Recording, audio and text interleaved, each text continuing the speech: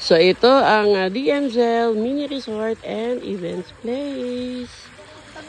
So ayan, sa taas niyan, marami pang mga cottage dyan na pwedeng i-avail kapag kayo ay nag-swimming dito. Ayan. So meron din silang entrance dito. Tapos yan, cottage din doon.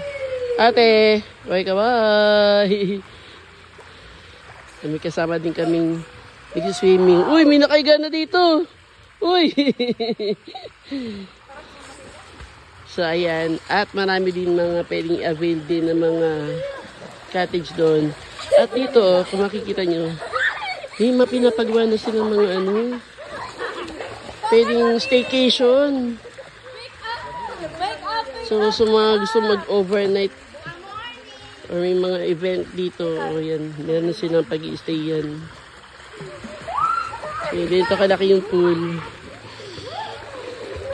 Ang lino ng tubig.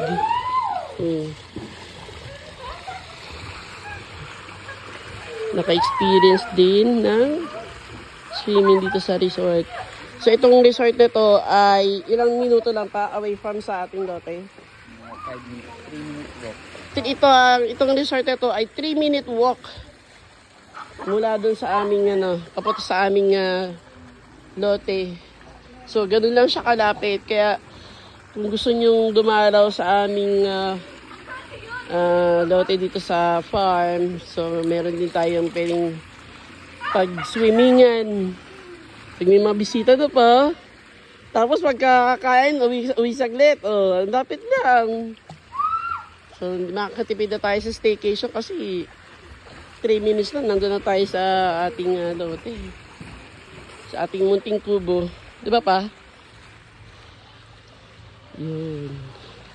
So, ang entrance ito ay 150 for adults. Di ko lang kung ganun din ba sa, sa bata. Kasi kami ay libre! Dahil ngayon ay 6th year anniversary ng DMZL. So ngayon, magkakaroon sila ng event dyan mamaya.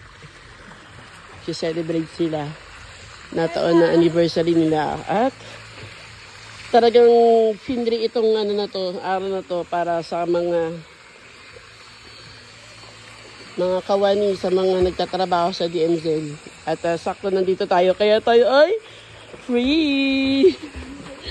Ay, sana save yung ating pambayad Enjoy!